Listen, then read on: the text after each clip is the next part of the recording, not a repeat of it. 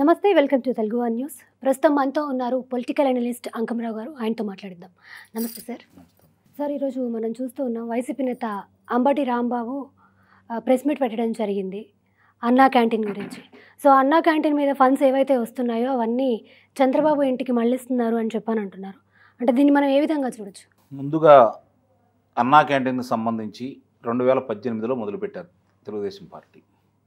చంద్రబాబు నాయుడు గారి ఆధ్వర్యంలో 2018లో మొదలుపెట్టడం జరిగింది. చాలా విజయవంతంగా 2019 వరకు కొనసాగింది అది. తర్వాత వైఎస్ఆర్సీపీ ప్రభుత్వం వచ్చి దాన్ని తొలగించడం కూడా జరిగింది. లేనిపోయిన ఆరోపణలు చేశారు. అన్నం పరబ్రహ్మ స్వరూపం, అన్ని దానాల్లో కల్లా మిన్న అన్నదానం అన్నారు. మరి అలాంటిది నిరుపేదలకి 5 రూపాయలకి భోజనం అందించే అన్నా క్యాంటీన్ని నీకు ఇష్టం లేకపోతే, ఆ పేరు అనేది ఇష్టం లేకపోతే నీ తండ్రి గారి పేరు, నీ తాతగారి పేరు, లేదంటే రాజ్యాంగ నిర్మాత అంబేద్కర్ గారి పేరు తొలగించేసి నువ్వు పెట్టుకున్నావు కదా విదేశీ విద్యా కానుక, జగనన్న కానుక అని చెప్పని, అట్లాగే నీ పేరు పెట్టుకున్నా కూడా వచ్చే నష్టం ఉండేది కాదు. నిరుపేదలకి అతి తక్కువ ఖర్చులో వాళ్ళకి అందించేటువంటి అన్నా క్యాంటీన్ని ఆ రోజు నువ్వు తొలగించడం అనేది చాలా తప్పు. ఇది ఈరోజు కాదు. అన్న నందమూరి తారక రామారావు గారు తిరుమల తిరుపతి దేవస్థానం సందర్భంగా తిరుమలలో ఏర్పాటు చేసినటువంటి నిత్యాన్నదాన కార్యక్రమం 3 కోట్ల రూపాయలతో ప్రారంభించడం కూడా జరిగింది.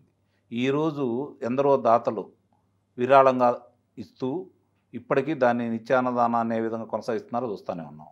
గత ప్రభుత్వం దాని మీద కూడా కన్నేసింది, అపవిత్రం చేసేసింది. మరి ప్రజలకి నాణ్యమైనటువంటి ఆహారాన్ని అందించడంలో కూడా విఫలమైంది. అవన్నీ మనం చూస్తూనే ఉన్నాం. ఇక్కడ కూడా ఈ అన్నా క్యాంటీన్ నిర్వహణ చేసేటువంటి ప్రదేశాలు, ఆ ప్రాంగణాలని కొన్ని ఏ విధంగా విధ్వంసం చేశారో కూడా చూసాం.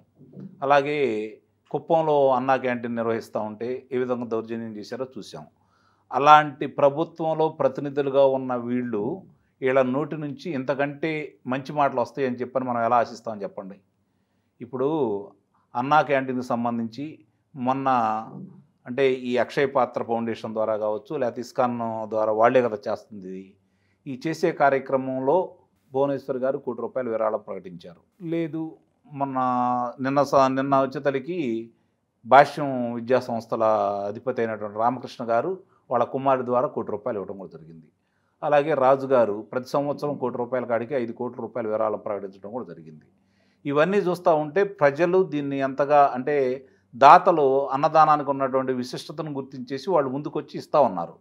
నాకు తెలిసిన కొన్ని సందర్భాల్లో పుట్టినరోజు సందర్భంగా వాళ్ళు వెళ్ళేసి వాళ్ళు తినటమే కాకుండా, అంటే డబ్బుండ వాళ్ళే తినటమే కాకుండా ఆ రోజు 5,000 10,000 రూపాయలు అక్కడ ఏదైతే ఉంటుందో వాళ్ళకి ఇచ్చేసి రసీదు తీసుకెళ్ళిన సందర్భాలు నేను చూశాను.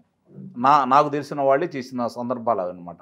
అంటే ఇక్కడ ఇంకోటి ఆలోచించుకోవాల్సింది ఏంటంటే, గ్రామాల నుంచి ప్రభుత్వ కార్యాలయాలకి పనుల మీద వచ్చేవాళ్ళు కావచ్చు, లేకపోతే వైద్యశాలలకు వచ్చేవాళ్ళు కావచ్చు, వైద్యం చేయించుకోవడానికి వచ్చేవాళ్ళు కావచ్చు, లేదా దూరభార ప్రయాణం చేసేవాళ్ళు కావచ్చు, అక్కడికి వస్తే ఆ ప్రాంగణాల నుంచి బయటికి రంగంలో ఎదురుగా కనపడుతున్నటువంటి అన్నా క్యాంటీన్కి వెళ్ళేసి వాళ్ళు తృప్తిగా భోంచేయడానికి నాణ్యమైనది. అంటే ఇప్పుడు ప్రపంచ ఆరోగ్య సంస్థ ఒక సర్వేలో ఏం చెప్పిందంటే 2,000 క్యాలరీస్ వరకు మామూలుగా మనిషికి ఆహారం అవసరం అని చెప్పడం కూడా జరిగింది.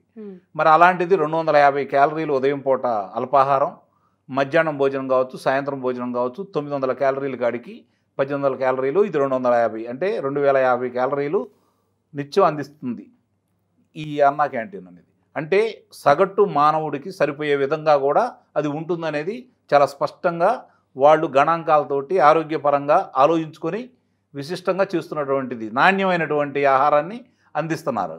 కనీసం ఆ అవగాహన కూడా లేకుండా వీళ్ళు మాట్లాడుతూ 3 ఇడ్లీలు పెట్టారా, లేకపోతే 2 పూరీలు పెట్టారా, లేకపోతే ఇంతే ఉప్మా పెట్టారా, అసలు పెట్టడం చేత కానీ మీకు మాట్లాడే అర్హత ఎక్కడ ఉంది?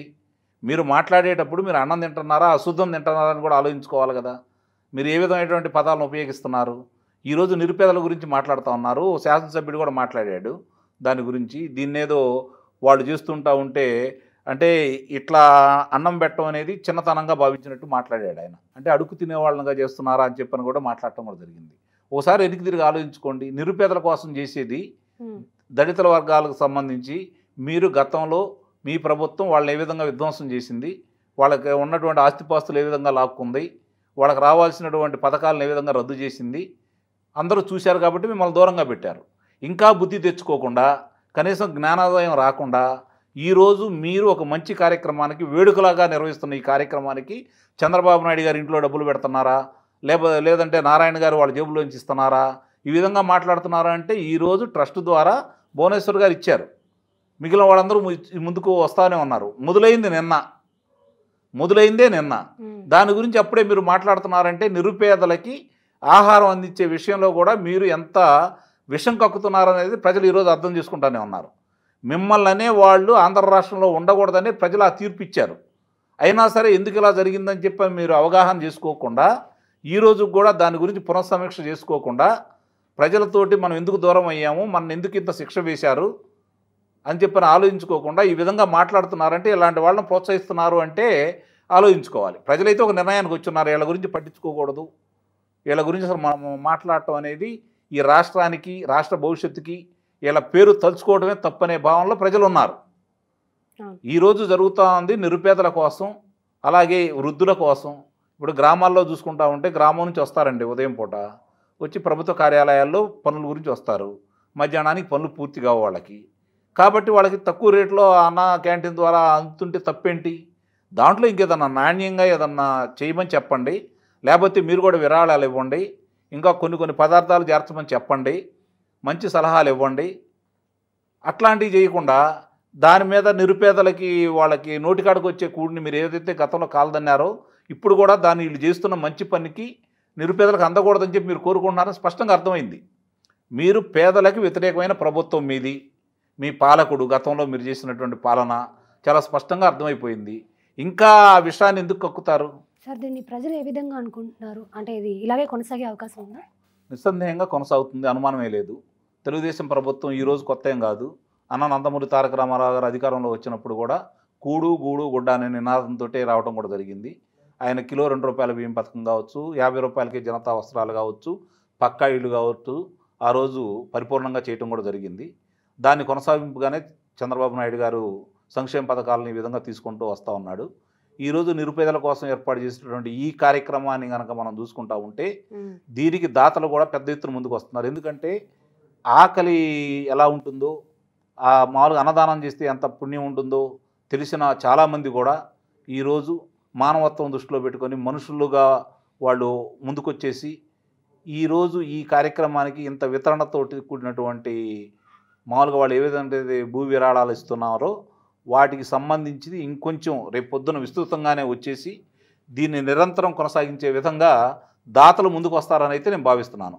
ప్రజలు చాలా హర్షాతిరేకాలు వెలువెత్తుతూ ఉన్నాయి. మీరు ఒకటి గుర్తుపెట్టుకోండి, గతంలో ఇసుక కుంభకోణానికి సంబంధించి కుంభకోణం జరిగిందని చెప్పని ఇసుకనే ఆపారు ఒక 9 నెలలు 10 నెలల దాకా. ఆ సందర్భంగా చాలామంది కూడా చనిపోవడం కూడా జరిగింది. వాళ్ళని కరోనాలో చనిపోయారని చెప్పని వాళ్ళు చెప్పడం కూడా జరిగింది. వాస్తవంగా ఆకలి బాధ తట్టుకోలేక చనిపోవడం కూడా జరిగింది. ఈరోజు అలాంటి కార్మికులు ఎవరన్నా ఉన్నారు అంటే ఉదయం పూటే వచ్చేసి 1 గంట దాకా పనిచేసేసి విరామ సమయంలో ఇక్కడికి వచ్చి భోంచేసి వెళ్ళే అవకాశం కూడా వాళ్ళకు కూడా కలుగుతూ ఉంటుంది. కాబట్టి ఇందులో కార్మికులు, కర్షకులనే కాకుండా నేను ఇందాక ఉదాహరించినట్టు గ్రామాల నుంచి వచ్చిన వాళ్ళందరూ కూడా ఇది మంచి కార్యక్రమం, వాళ్ళకి బాగా ఉపయోగపడుతుందని చెప్పని ఇది ఈరోజు ఎంత వేడుకగా జరుగుతుందో నిత్యం ఇలానే జరిగిద్దని చెప్పి అయితే నేను భావిస్తున్నాను. ప్రజలు కూడా దీన్ని సహకరిస్తారు, దాతలు కూడా ముందుకు వస్తారని అయితే నేను భావిస్తున్నాను.